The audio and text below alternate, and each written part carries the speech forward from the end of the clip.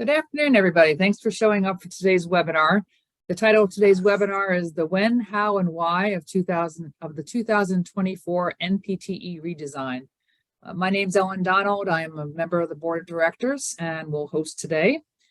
First, I want to introduce our two presenters today.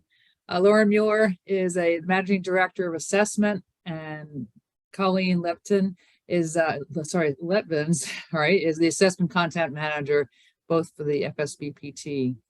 So I just want to remind you, and I posted in the chat, that when you have questions come up during today, please, we're probably going to let them present, and then at the end, I'll read their questions. So if you want to put them in the chat, I'll be glad to handle them towards the end of the presentation. And for now, take it away. Hi, thank you, Ellen, for that gracious introduction. Today we are going to be talking about the when, how, and why of the upcoming 2024 redesign. We'll start with how and why, and I'll cover that, and Colleen will continue on with the specifics of the redesign and give you a lot of the why, and then at the end we'll sum up with a little more information about the when and what the specifics are. So just to kind of set the table for this this conversation, we do things on a 5-year development cycle. Now, I don't know if you noticed, but a couple of years ago, we encountered a minor slowdown of work activities, and we decided that we would actually implement a 6-year development cycle this year to allow us to meet with various task forces in person. But generally, the NPTE is updated over a 5-year cycle, and that begins with the practice analysis. We collect practice analysis data every year. We use it to look at trends or anything that is emergent in the field in a given year, just to make sure that we're not including things on the NPTE that have suddenly fallen out of practice or are no longer important. But we do like to look at those trends, and again, every 5 years we meet with a task force. Again, we delayed this for a year to do it in person, and we develop what's known as the NPTE content outlines. These are available on our website. It specifies really everything that is going to be on the NPTE in terms of what you need to know and be able to do in order to show that you have the minimum competence in terms of clinical reasoning to be able to perform safely and effectively as a PT or a PTA. Once we have that content outline, we publish those. They're actually on our website now. They were added to our website, I want to say, in December of 2022. We like to give schools about a year's notice if we're changing anything, so that they can implement changes to their curricula. Once we have those content outlines, then we begin the process of writing items to those content outlines. Generally, we're not changing a whole lot on a content outline. We're just updating and improving things, refining a little bit. And so if there are any new areas, we really want to get started in terms of item writing as quickly as possible. So again, once we have those, we'll start writing items to them. Those items will go into our item bank. Later on this year, and we're coming up on a deadline for volunteering. If you're interested, we conduct a standard setting workshop or a standard review workshop. And that's where we go in and we look at the passing score for the NPTE. And we say, okay, we've made some changes. There are some things that have changed about the practice of what PTs and PTAs do. So should we adjust the standard of the exam in terms of what you need to be able to do to pass the NPTE? So we'll have 2 task forces come in, one for each exam level, and they will review some example items and really look around the passing score and look at the knowledge and skill requirements around what we consider the current passing score and say, okay, well, we should adjust this up, or maybe these things aren't as important. There's more support around this area, so we can move it down. And those are always really interesting meetings to be a part of. Once we have that, we'll start testing using the new content outline and new operational standard. And so we'll go through that testing process. Again, this new design will last for another 5 years, we hope.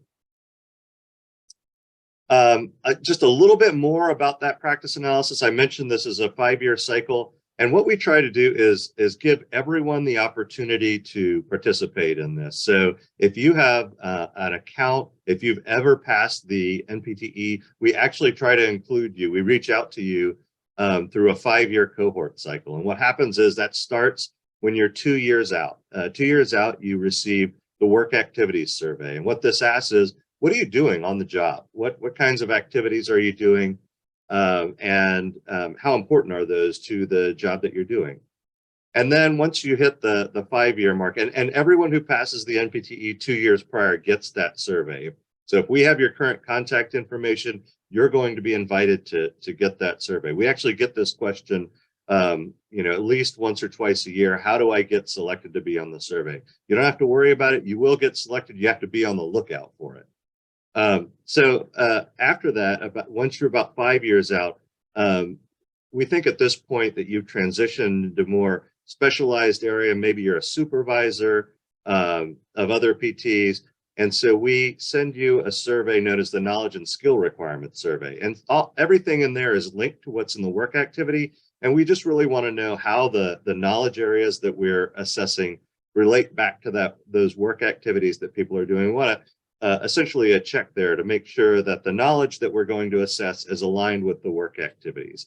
And so everybody who's 5 years out, because that's a huge group, 5 years or more out, because that's a huge group, we actually divide those into cohorts that are balanced in terms of when they got their initial license and in what state they got their initial license.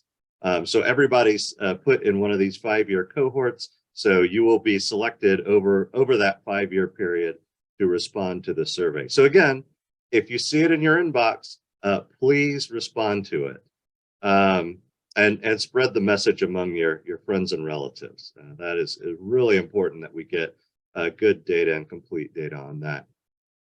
Now, these surveys aren't maintained by Colleen and myself. They're actually maintained by the chairs of the Exam Development Committee. And we meet with them yearly and we show them the data that we collect yearly. They review it. In case something doesn't look right, a work activity doesn't look like it's getting kind of the response rate that they'd hope, we will go in and adjust maybe the way the question is written. We do that yearly because what we'll do is we might change an element in the survey and maybe something goes way up or way down, and we've included a really distracting example, for instance, and what can happen is that that can really move some of the response rates around, and we want to make sure that what we're seeing are really trends and not artifacts of how we've asked a particular question. So they get an opportunity to review and update that every year. At the 5-year mark, the PT and PTA task forces meet. They review all the survey data, all the trends. They can say, okay, this is really trending up. We need to really emphasize this on the next set of exams, or this is trending down. It looks like it's falling out of favor, so we're going to take that off. And they pick how many questions we're going to ask in each content area and the topics that will comprise that content area. And then they'll look at that survey and they'll say, we don't really love the way you're asking this question, so we're going to update it. We think you've left this out. This is important, so please add this. Here's an area that, boy, it's hasn't been important for a long time. We don't need to waste people's time asking that. And so that's another group. They tend to be a little bit more independent from the exam development committee chairs. The idea there is we get some fresh ideas and fresh blood and some new input on there, and I think that makes the process much stronger as we continue to collect data over time. And then once we have the results and the recommendations from the task forces, we go to a policy group, and they're folks that represent educators and our boards and other important policy groups. APTA has a voice there, and we say, here are the changes that we're going to implement. Do you have any concerns about these? Do you think there are things we need to communicate? Are there things that we need to better define here? Because some of these topics can be really broad and could imply things that really aren't entry level or are controversial. And so we give them the opportunity to provide us feedback and give us some information. We carry all that to the board of directors at FSPPT, and we come up with our implementation plan for how we're going to do this, how we're going to communicate the changes, and what exactly changes that we are going to implement on the next phase of the NPTE. All this time, we're gathering qualitative feedback from educators, from our item writers, from candidates who are taking the exams, and they're telling us, hey, we like this, we don't like this, here's some things we could change. One of the biggest things that we've heard over time is, boy, PTs and PTAs, they constantly work in a field that requires you to view and interpret motion, right? This is a field about motion, and we need to be able to represent that better on the NPTE. Currently, if you look at a question on the NPTE that talks about motion, it's going to be pretty wordy, right? It's going to discuss a lot of things. There's the opportunity to do things we don't like in there, like teaching in the STEM. And so what we want to do is we want to be able to show something in the sense that a picture can show 1,000 words, well, a video maybe 10,000 words. So the idea is we want to reduce the wordiness of the NPTE by showing things that are more clinically relevant and realistic in terms of what someone is going to see in a clinical environment, and have them then be able to interpret that without giving them a lot of verbal cues and written information. So we've been working on this for many years. We started to implement it in 2022. We're right on track with it, and it looks really good.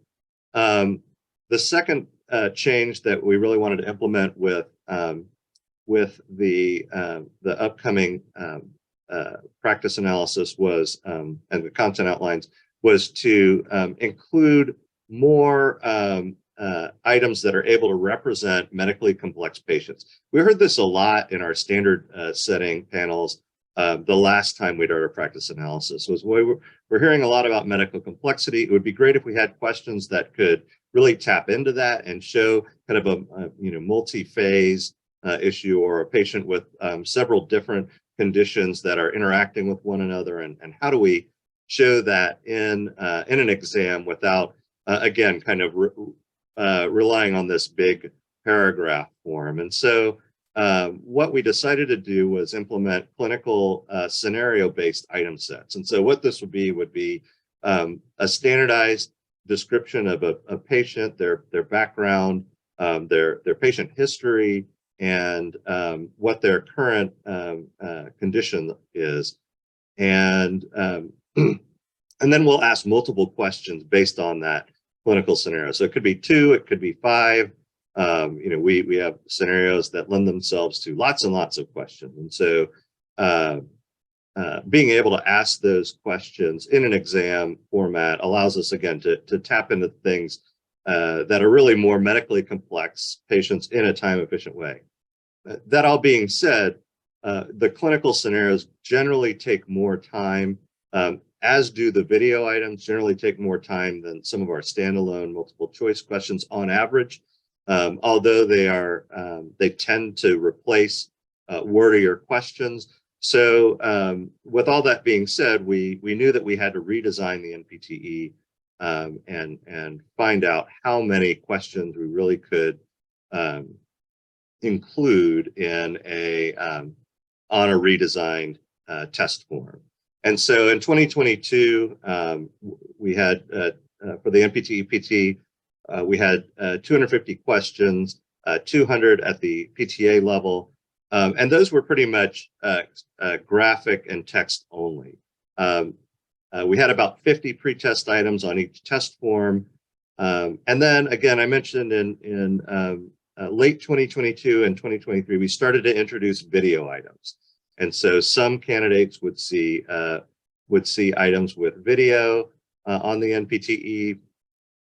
Not everyone. I think towards the end of 2023, just about every test form we have will include some video on it, which was one of our goals. And then in 2024, we are going to move to the new content outlines and the new scenario-based questions. So we'll have 225 items on the PT exam. That's a reduction of about 10%. we'll have 180 that are scored, and then 45 pretests. So a minor reduction in pretesting of items. 185 of those questions are going to be text, graphic, or video items. And then up to 40 questions will be scenario based. So we'll have, candidates should have enough time to complete the NPTE, even though we're including these more time intensive scenario based questions. At the PTA level, we'll have 180 questions. 140 of those will be scored, 40 will be pretest. We'll have 145 with text, graphics, or video, and then 35 questions will be in that scenario-based format. So how did we determine whether or not the timing would be appropriate? Well, we did a pilot exam in 2022, and what we did was we got about 150 people, actually tried to reach out to several hundred participants. We got 142 that actually completed the entire process. They got a free practice test, and that practice test was administered through Prometric. They could go to the test center, or they could take it through the remote proctoring version. This was a version of PETE that we had put aside. It was a random sample of registrants that were eligible for the July exam, so they were right there in terms of being ready to take the NPTE. And it included both CAPTE and non-CAPTE candidates, because we really wanted to know if the time limits affected those groups differently.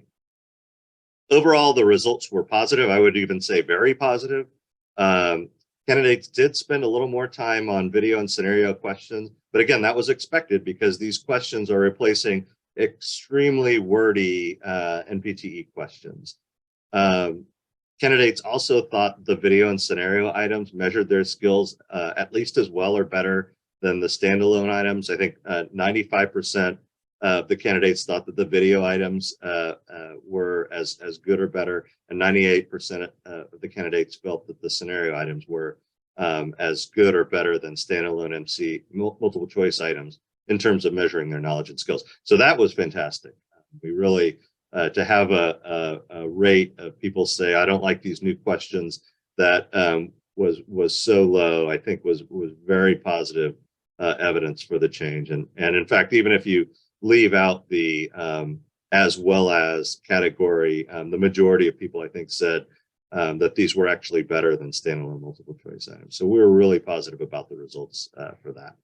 And there was no evidence that candidates ran out of time. I like to say, that doesn't mean that candidates don't use all the time, but it means that we're not seeing response patterns that are typical of people running out of time, that would show, for example, towards the end of the test, they have a much lower average score than at the beginning of the test, and so forth. Overall, the pacing seemed right.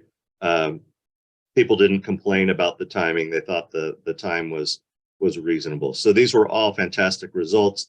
I have to give some real props to our technical advisory panel that helped us to redesign this.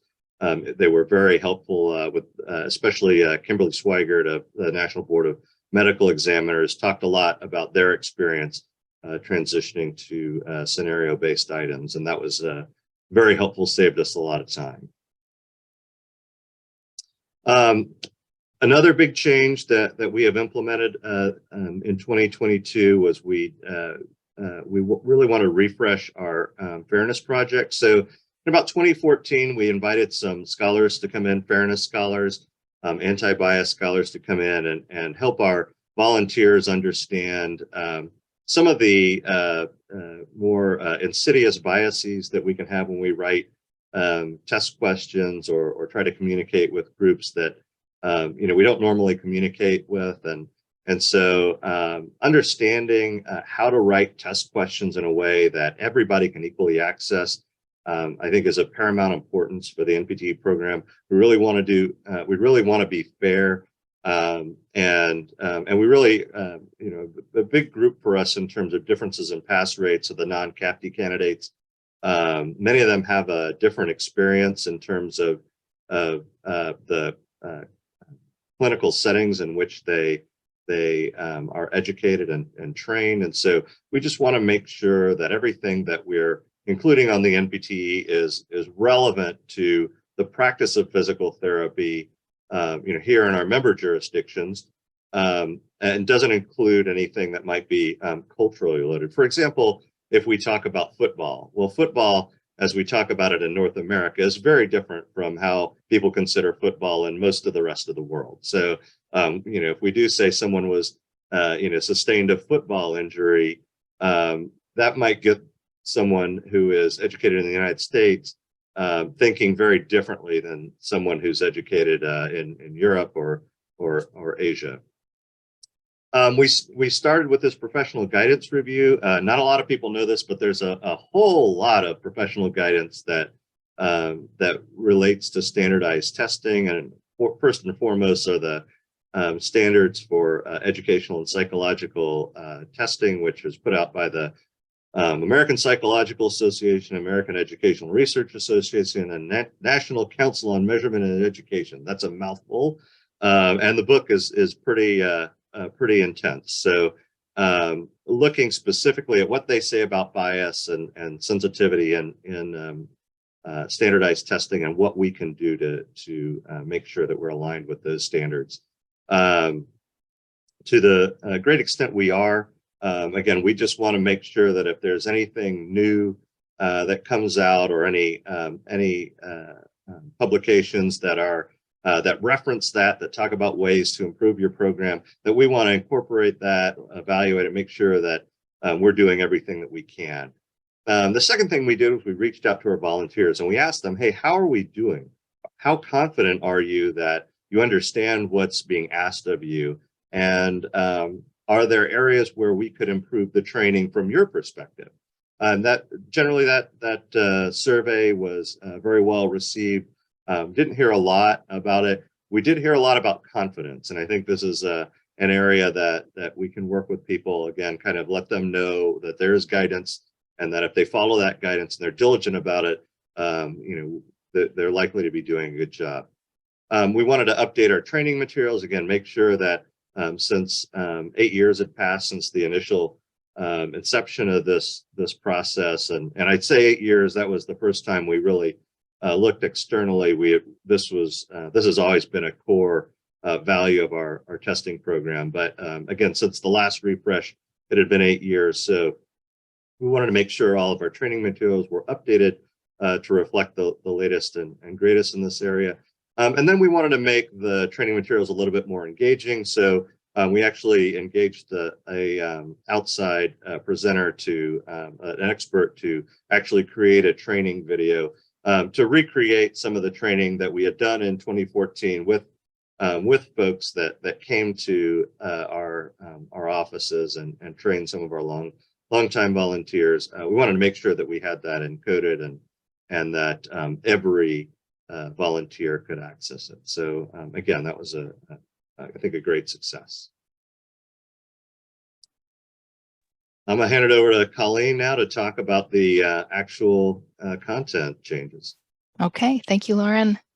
All right, well, as Lauren says, I am going to talk a little bit about the updates to the test content outline in a little bit more detail.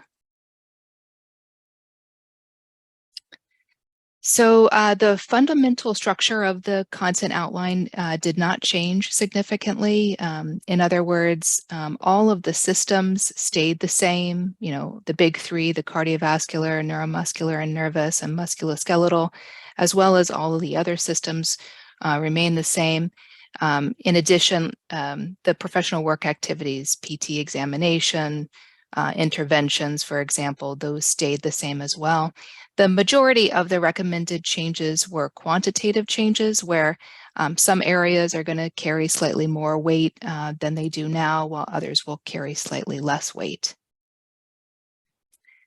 So I'm going to give you just a sort of big picture, 30,000-foot perspective, and just let you know that the PT task force recommended relative increases in the percentage of items testing knowledge, both in the cardiovascular and pulmonary system and the neuromuscular and nervous system. Within the neuromuscular and nervous system, the PT task force recommended a relative increase in the PT examination with a relative decrease in the PT interventions for this particular system. And I'll speak a little bit to that in my next slide. And then they also recommended relative decreases within the modalities, non-system, and the metabolic and endocrine system. So I'll show you what that looks like. This next slide basically shows you the existing PT test content outline on the left, total of 200 scored items, and then what will be the updated test content outline effective January 2024. And you can see the 180 scored items on that. I just wanted to speak a little bit to the numerical ranges in that we've used numerical ranges to help us build in flexibility if we have a last minute item to replace on a form, which doesn't happen that often, but it still does. The ranges also help us to reduce the number of times that we expose our operational items on forms. So when we talk about relative increases or relative decreases, we have to take into consideration, one, that there are going to be 10% less items on each form, and two, that these ranges might impact those relative changes, which might not be very pronounced. So the PT Practice Analysis Task Force had lots of meaningful discussion as to why they made their recommendations to increase or to decrease. And I just wanted to speak a little bit as to their reasoning.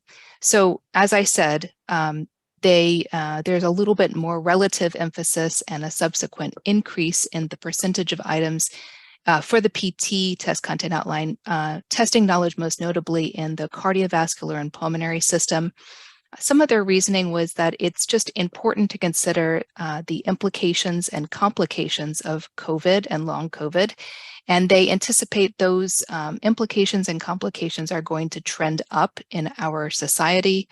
They also looked at that empirical aggregate data from 2018 all the way to 2022. And that data demonstrated that survey respondents rated items related to this system with a high level of mean importance. So that weighed into their recommendation.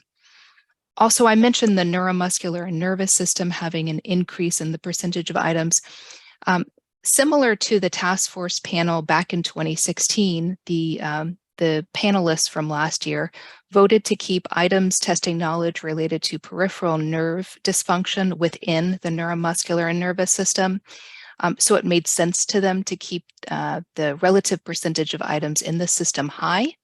They also felt that there is a relative higher volume of textbooks that can support item writers in writing items related to PT examinations, so tests and measures of the neuromuscular and nervous system.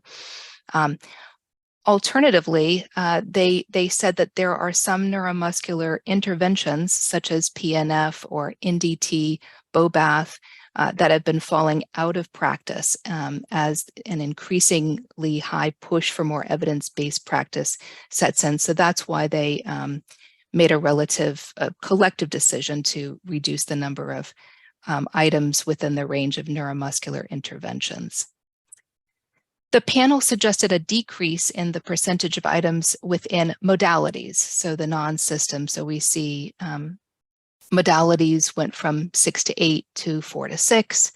The discussion is that current entry-level PT practice really focuses on active and not passive interventions. And there was also some data suggesting some knowledge and skill requirements, some KSRs are trending down in mean importance. So they suggested omitting one KSR related to phonophoresis, and this all contributed to their collective decision. And then metabolic and endocrine, a relative decrease in this system. Similar to the discussion during the 2016 task force meeting, the 2022 task force panelists said it's really not feasible to write items on PT examination of this system because PTs primarily perform screening of this system rather than direct examination. They also said tests of this body system are primarily conducted by the laboratory, not by a physical therapist, and so that contributed to their recommendation. They did vote to keep osteoporosis within metabolic and endocrine and not in musculoskeletal. I just wanted to mention that. So switching gears, talking about the PTA task force recommendation, they made a recommendation to have a relative increase within safety and protection, neuromuscular and nervous system, equipment, devices, technologies, and the cardiovascular and pulmonary system, with relative decreases in modalities and in the integumentary system. So again, side-by-side comparison for PTA, 2018 is on the left and the 2024 test content outline is on the right with 140 operational items performed. The PTA panel broadly recommended an increase in safety and protection. Why? They said the implications and widespread consequences of COVID have made infection control a critical topic for safety and public protection. This was followed by the neuromuscular and nervous system.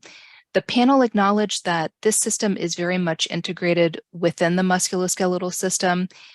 There's a wide breadth of content for item writers to write to.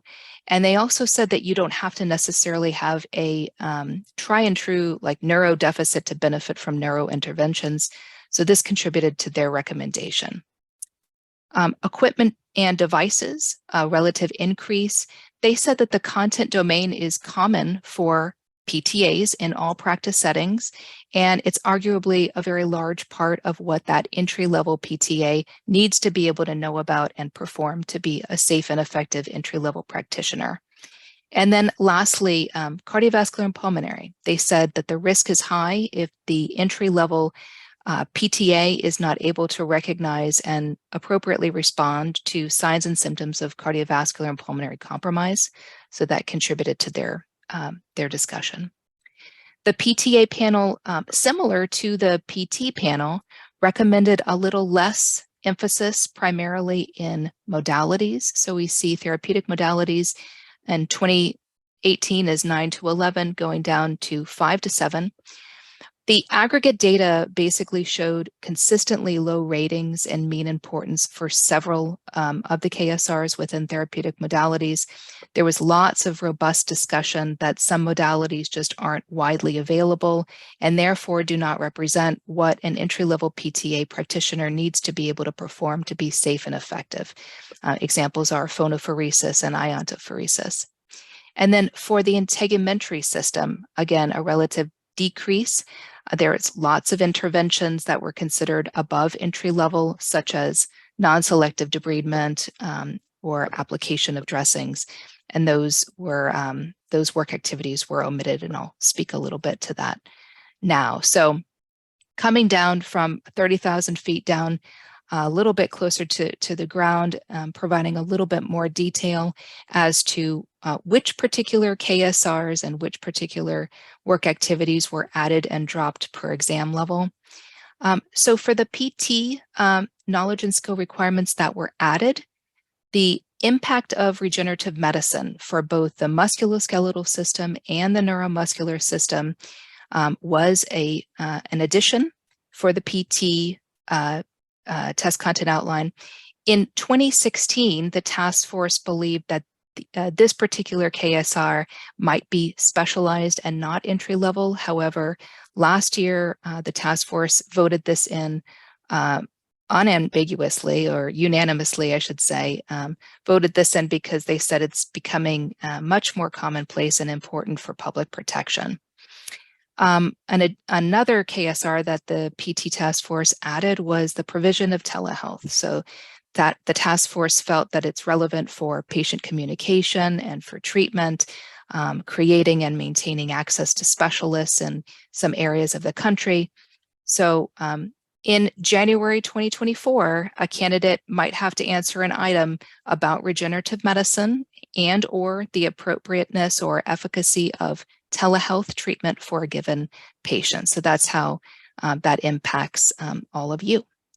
The KSR that was dropped from the PT exam level was basically the knowledge of phonophoresis. So applications, indications, contraindications, and precautions of phonophoresis was dropped. And as I said before, the survey response data suggested that the related work activity of phonophoresis was trending down in practice and showing a low mean importance.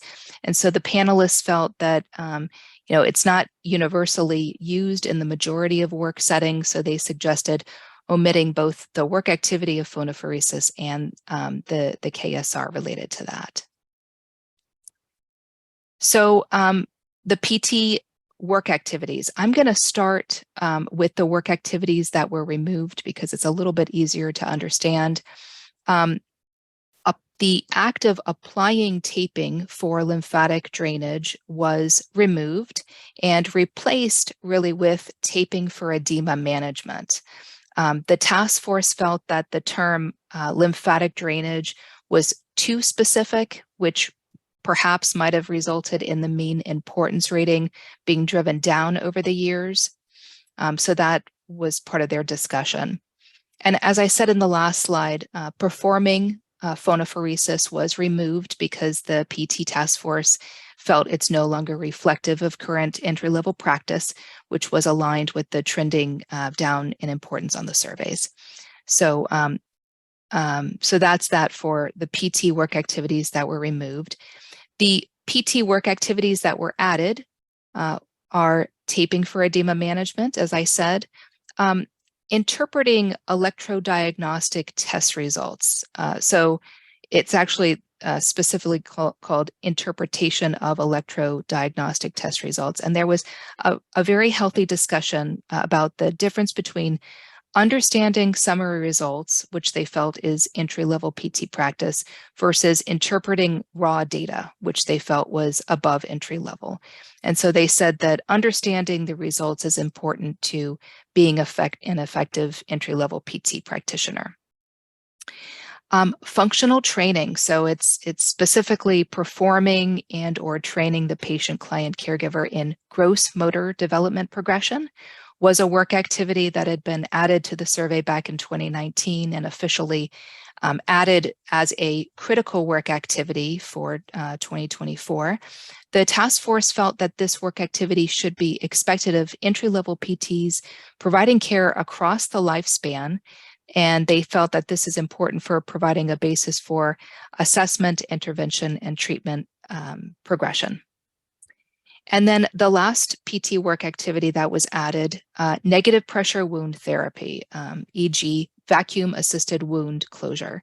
So there was lots of back and forth discussion about this work activity, but the majority of the task force suggested that although this can be dependent on a work setting, the majority felt that this addition was necessary because wound care is entry-level PT practice and wound vacs are oftentimes the preferred treatment. They felt that this was important for the entry-level practitioner to understand how to use it and how to train others to use it as well. So that's that for PT. For the PTA, there were no KSRs that were added to the 2024 test content outline. There was some debate about the addition of telehealth. However, the majority of the task force didn't think it was appropriate to test in this area because, number one, its provision is largely job specific. And number two, they said that there's not a very large volume of good reference materials to support item writers writing to this content. So does that mean that we're going to not monitor this on an annual basis? Absolutely not. We're going to be monitoring this. And we also added this in the notes in the PTA test content outline, just as a context of treatment. So you could, for example, see an item in which the content of the treatment was telehealth, but the PTA candidate would not have to know the specifics of telehealth treatment to answer it correctly. The KSRs that were removed, the impact of pharmacology used to treat the gastrointestinal system, this was dropped. The task force said that this might have limited applicability. perhaps be too specialized, and not have a significant impact on safety. So the consensus decided to remove that as a KSR. And like the physical therapy task force panel, phonophoresis was a suggested omission. Why? The work activity was omitted because the task force felt it's not reflective of current PTA practice. They also said it was hard to justify why PTAs should be held accountable for having the knowledge when the PT panelists argued it should be dropped because it wasn't current PT practice. So that was some of their discussion. Lastly, the PTA work activity that was added was the functional training, perform the or train patient, client, caregiver in gross motor development progression. This had moved up in mean importance over the years. And so this will be a critical work activity for the PTA. And then the work activities that were dropped, the majority of the work activities were dropped because they were deemed above entry level for an entry level PTA or require specialized training. Examples are the mechanical repositioning for vestibular dysfunction or taping for neuromuscular reeducation. Another reason why the work activities were removed is because it was deemed to not be widely available and not representative of current entry-level PTA practice, such as iontophoresis or phonophoresis.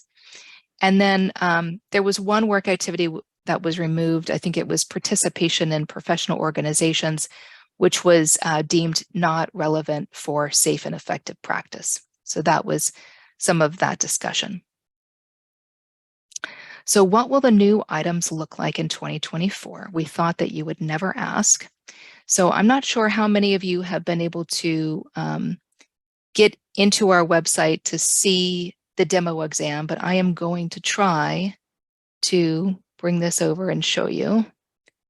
This is our website. You can type in demo exam here and you can start the exam. I hope that you all can see this. So this is an example of the security agreement.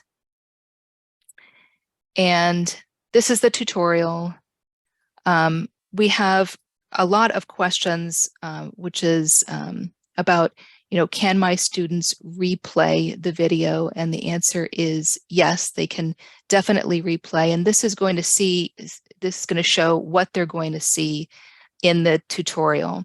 We would suggest that they click the loop button to activate continuous looping for the video. It's suggested that you click the looping button before you play the video so that they just click that once and they don't have to worry about it continuing to play as they read the stem and the options. And they can alter the video speed to slow it down or to play. So I'm going to just start the test and show you number 12 is the video. And this is what it looks like. It says that this page requires scrolling, so you'll have to scroll. And then you can toggle the loop here, and then you can press play. This is how the video will be shown. And you have the stem up here and the options down here. And as I said, you can slow down the video if you'd like, however really slow you want to go. You can slow it down. You can also pause the video if you'd like. So I just wanted to show that to you in terms of video items that are on exams and will continue to be on exams. I wanted to show an example of a sample scenario item. This is likely, the scenarios that will be on the exam will likely follow this basic template where you have the setting, you have the sex, it won't say gender, it will say sex, the age, the presenting problem, so where you encounter the patient, Medical history will be there. So any kind of medical history, past medical or surgical history. Other information is where you can find information regarding medications that the patient is on, or living environment or social support or functional status, medications and social or health habits. Physical therapy examination will be just that. So it will, this is where you'll find information about their pain level, or maybe vital signs, or their strength test results, or their balance test results, and then the physical therapy plan of care. So this is just an example of one scenario that we see. And you see the item that goes to that scenario. Again, you should not be able to answer this item without using the information in the scenario. This is an example of a physical therapy cardiovascular examination, so tests and measures. And the question is, which of the following measures is the most appropriate target aerobic exercise intensity? So I'm just going to share the reasoning why the key is 4, which is modified Borg rating of perceived exertion of 8 to 10. The candidate has to know that this patient has Parkinson's disease. They have to know that patients who have Parkinson's disease might often have autonomic dysfunction, which can blunt cardiovascular response to exercise. And so they should decide between 3 and 4. And then patients who have Parkinson's disease benefit from high intensity aerobic training to promote neuroplasticity. And this is why 4 is the key. And this is just an example, but just giving you some rationale behind why 4 is the key. So again, this is another example that goes to the same scenario. This question is an example of the impact of pharmacology used to treat the nervous and neuromuscular system. And the question is, if the patient takes all of his prescribed medications at one point in the afternoon, physical therapy should be scheduled during which of the following periods of time? The key is 3. And the rationale is basically the patient has Parkinson's disease, for which he takes carbidopa and levodopa, or levodopa. Motor performance is usually best for patients between 20 and 60 minutes following the use of this medication, and therapy may have the most benefit for patients during this window of time. So that's why that's the key. And then this is the last example I wanted to show you as an example for the scenario-based items. This is an example of equipment, devices, technologies. So this would fall under our 4,000 rubric. Which of the following assistive devices would be most appropriate for the patient to use when walking outside? Again, definitely can't answer that question without looking at the scenario. And the key is option 4. Again, patient has Parkinson's disease. You have to look at his timed up and go test time, which would suggest that he is at a high fall risk, that outdoor ambulation presents a greater challenge. And so the patient will likely need greater stability and a device that might limit dual tasking. And so a front-wheeled walker is likely the safest device that would promote mobility. And that's why that's the key. All right. I think that's it for me. Thank Pass you, it back to Colleen. Lauren. Sure.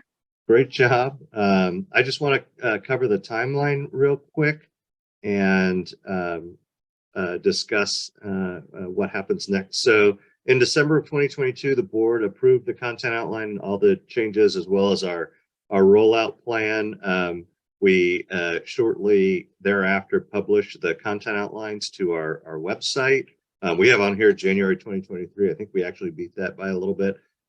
So that was exciting for us.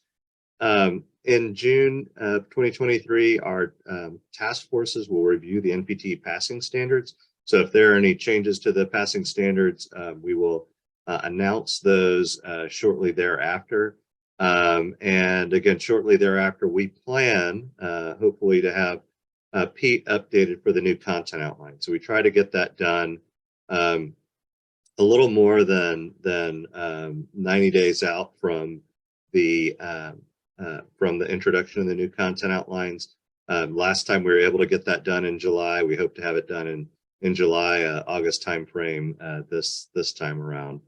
Given that there are some pretty big changes to the exam design, we are having to update the PETE software, so that is not written in stone, but we definitely hope to have it done. And we hope to have it available as quickly as possible for those candidates planning to test in January.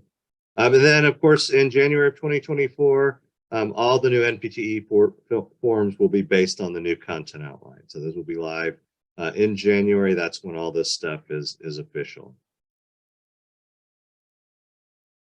And so if you want to find the results of the practice analysis or any other information, you can simply Google NPTE validity. That first couple of non-sponsored results should send you to our webpage. If you Google search ensuring validity, that also will take you to those pages. You'll find the practice analysis results there, the list of critical work activities, the list of work activities deemed not critical. These are things that you safely ignore in your curriculum if you're an educator, at least to the extent that they affect the NPTE. And you can find previous reports, so you can see how these results have evolved over time. There's a lot of information there. People who have been to those pages tend to report that they are extremely helpful in structuring their classes and their curriculum. And so at this time, we have about 10 minutes left. We'd love to answer some of your questions. Please don't be shy. Yes, and please post them in the chat if you could. Thanks for that, very detailed, informative update. There's been so many changes made in this past year, so we're excited. I think we've got a lot of people on this webinar. We've got almost 300 people on this webinar, so there's obviously a lot of interest in what's going on with the NPTE. While we're waiting for questions, one thing is I know that the test process is very dependent on volunteers. Is there anything that you want to share with us on how people? I'm sure we have a lot of folks on here that are talented clinicians, academicians, and or both. And so, what can you share with us how they might be able to get involved in the volunteer process? Let me just add in that if you are raising your hand in this format of this webinar, because we had such a great attendance, you're going to have to put your question in the chat. So while they're answering that question, I'll read the. And Ellen, one thing, I think Susan said the chat may be disabled for some reason. Oh. Everyone's lowering their hands now. So if you do have a question and you cannot put it in the chat, please raise your hand and we will allow you to talk. Okay, and Jeff's in control of that. So he has the man with the voice has all the control right now. I just did want to respond to you, Ellen, about your question about how to volunteer. I was going to chat the URL for volunteer opportunities, but if the chat is disabled, all you need to do is go to our website and then there's a button. You just hit volunteers, and then NPTE opportunities will give you all kinds of information about applying for the standard review workshop, which we talked about. I do say that I wanted to say, if you are interested in sitting on the PTA standard review task force, our application deadline is March 9th. So please, if you are comfortable supervising PTAs, if you work with PTAs, or if you're a PTA yourself and you understand fundamentally what an entry-level PTA needs to be able to know and do, please do apply for that workshop, that particular workshop. Thank you. That helps. So I'm going to call on people because since the chat is not working, and then Jeff will open up your mic. So we'll start with Kevin Garrison, please. Hi, I'm not Kevin, but I'm standing in for him. Okay. It's all, forgive my ignorance, but what does KSR stand for? I apologize. That stands for knowledge and skill requirements. And if you go and read our practice analysis, you will see that about 4 million times. So Okay. Little second. inside baseball there. Sorry. Good catch. That's great. I'm going to Yeah, piggyback on she's that. I'm full speaking of- out of turn here, but I'm wondering what the difference between a work activity and a KSR is. So a work activity is an actual thing someone does on the job. So in the clinic, it's something that they would actually do. And then the KSR is often a broader description of the knowledge that you would require in order to do that. Sometimes there's a one-to-one correspondence. So you'd say, a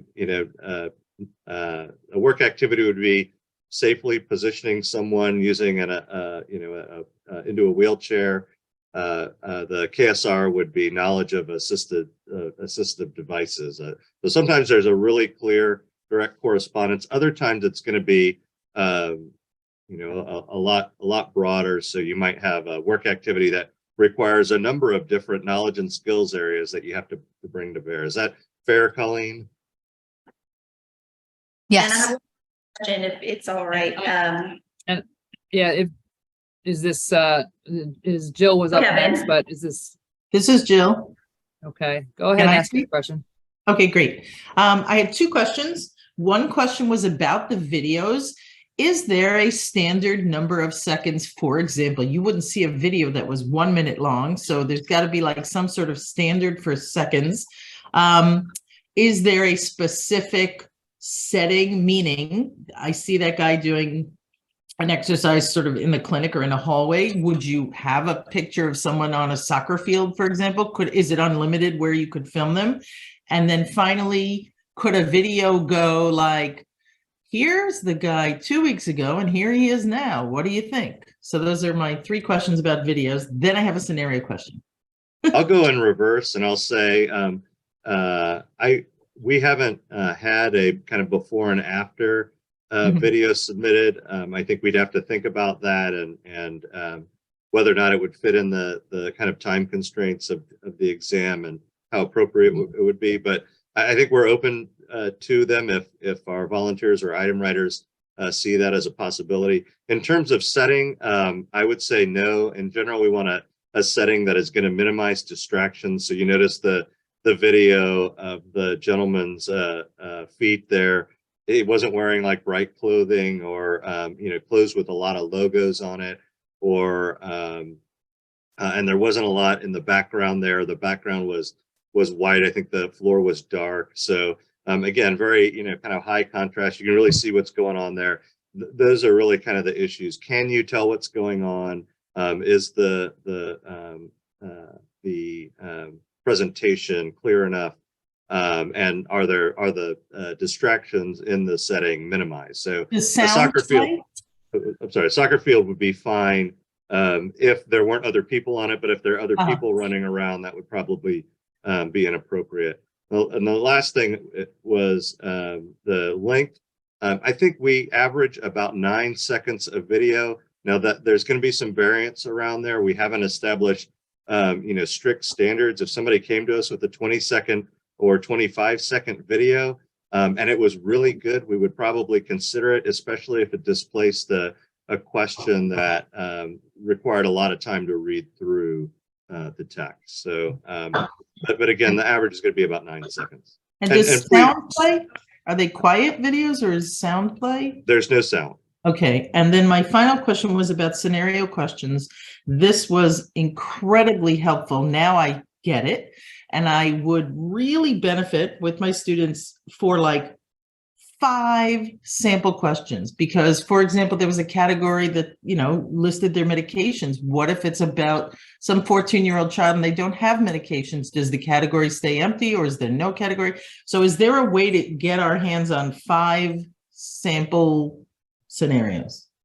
I expect we're going to publish some sample questions over the coming months on the website. I can tell you probably the first thing up is that we are in the process of updating that demo exam with Prometric. And again, we're hoping for the June-ish timeframe around there. That's Thank you great. so Thank you. much. And I'm going to give everyone a bit of a chance. We were going to go 5-10 minutes over, and I got the okay from the boss. So I'm going to ask if Michael Parisi has his question still. Yes. Hi, thank you, Ellen. This may not be the right forum to address this, but at a recent board meeting, 2 board members brought up the issue of significant delays in getting test dates with accommodations for students with disabilities. Is that being addressed at any level? Yeah, this isn't the forum for that. I'm sorry, I can't really answer the question. I know that is Where can a I address focus it of then? our exam services department. I just suggest that you reach out directly to them. They'll give you a much better answer than I ever could. Okay. Right, because that's more of a exam, Content, administration question than it is a content question. So, but yes, I know that we are obviously focusing on that, but do reach out, please. Thank you. Armando. Armando Morales. If you're still with us. Holly Jonley. Yeah, my question is, and I'm sorry if I missed it, is the time for the exam remaining the same? Yes, the time limits are going to be the same, which is why we reduced the total number of questions. Okay. Kathy Kulinski. She's still with us. I'm sorry, I'm going to mispronounce this. It's AYSE. So. Hi. Is it possible to watch this video again and again later, or share with my other colleagues? You can go right into the demonstration exam if you Google NPTE demo exam and find the one on our website. It should take you right there from Google, and you can run through that as many times as you want. I think there's a couple on there. And this presentation is being recorded and will be on the FSPPT website under the webinars. So this will be recorded. Jeff, that usually takes a day or so. I would say give us a week. A week. Okay, got it. And just to be clear, that demo exam is actually on Prometric's website. So you're getting the exact delivery driver that you would see in the Prometric Center. So I can't recommend that highly enough for people prepping for the exam. Great. Jacob McPherson. Hi, thank you. A question about accommodations. With image questions, we've been encouraged to use alt text to describe the image. With video questions, how will accommodations be made for individuals who have difficulty viewing or otherwise interpreting the video? That's really on a case-by-case basis. We have people reach out to us and request a particular accommodation related to video or graphic questions, and we do our best to fulfill those accommodations. I can't answer that specifically without getting a specific request, and I couldn't answer that specifically anyway. But we do prepare alt text versions of forms to some extent. Thank you. Oh, and for candidates requesting an accommodation that is not in our standard list of accommodations, they should reach out to us really early. I'd suggest, a year out, potentially more. So if they're coming with that kind of accommodations that's not in that standard drop down at registration, please let us know so that we can provide exactly what they need. I'm not familiar with that. I should read up on it, but is viewing videos, is there something related to that in the standard accommodation list? No, you should Google our accommodations in our candidate handbook. That's going to be the place to find information about what the standard accommodations are available. Those are generally going to be, extra time. There's a few on there. Again, this is not my area. Okay, I'm just making sure I didn't lose anyone. Deanna Smith, I think I might have skipped. Hi, thank you for taking my question. I have 2 questions. First of all, this was a great presentation. Thank you. And I'm happy that it's going to be available for us to share with the rest of our faculty. I have a question based on that scenario example that you showed. Are the medications always listed by their name brand and never identified by their category? For example, I saw that there was Lasix there, but it did not say Lasix, the diuretic. And I'm specifically talking about the PTA exam. We try, Deanna, to include the generic name and the trade name both times. Okay, but not Yep. the category of medication. Correct. Okay. And then secondly, about tests and measures, I noticed that you were representing the Borg RPE as a 0 to 10 scale. And in the cardiovascular pulmonary research, it's often used in the 6 to 20. Is there a resource list somewhere that tells us which version of these tests and measures are going to be used? For example, like the vocabulary list that is available? We do that on a case-by-case basis, item by item. We use both the modified and just a regular RPE. But Okay. no, we don't have a standardized list. Okay, thank you so much. Sure. Esmeralda, are you still with us?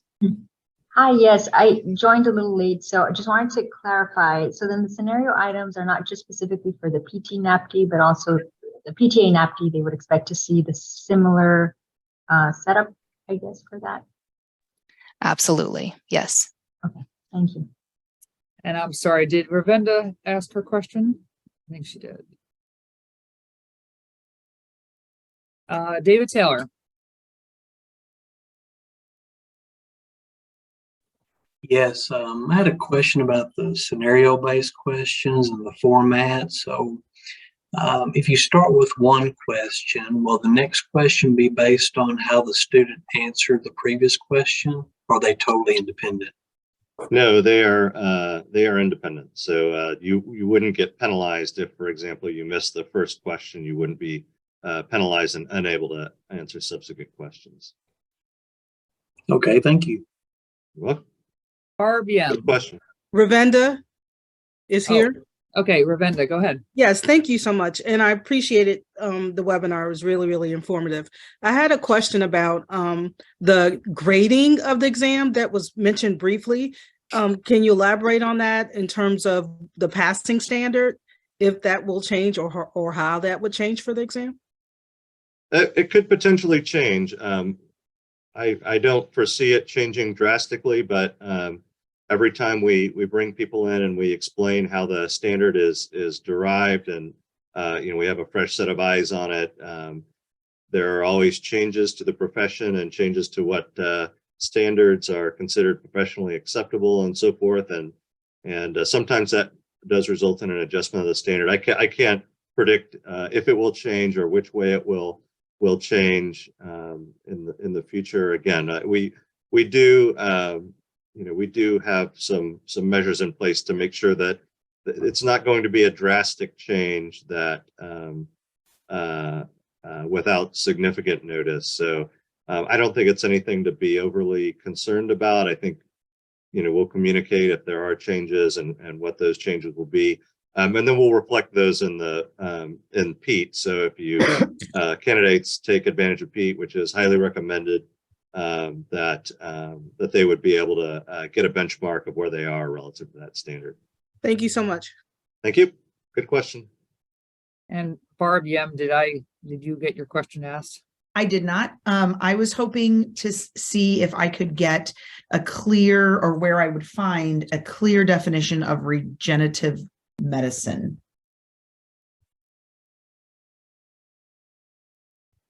I'm going to give that to Colleen. It's that should be in our practice analysis in the final report, Barb, in the 2024 report. It just I think it states the impact of regenerative medicine on physical therapy prognosis of X system, musculoskeletal or neuromuscular nervous, but the specific knowledge and skill requirement is literally in that report, and you can search that report for that.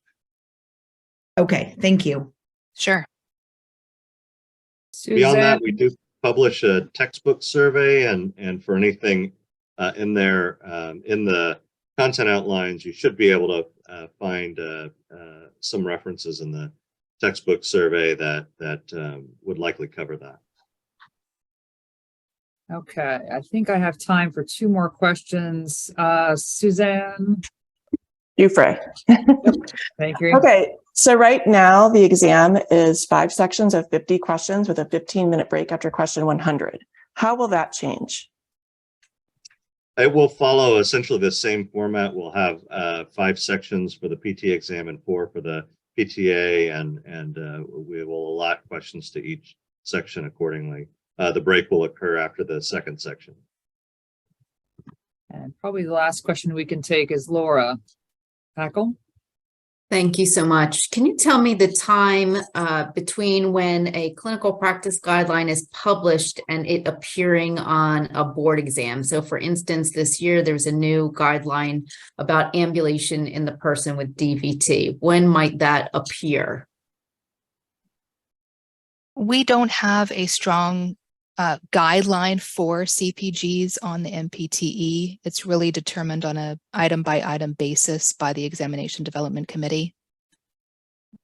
And so if I may follow up, I think a few years ago, we got notification that the blood pressure categories were updated and that would appear. And that was a pretty quick timeline when that happened. So would that be a similar process that's followed if there was an update like that? I think that was published in the ACSM textbook. And so if a clinical practice guideline is published in a reputable, commonly used textbook or series of textbooks, then it would be included on the NPTE.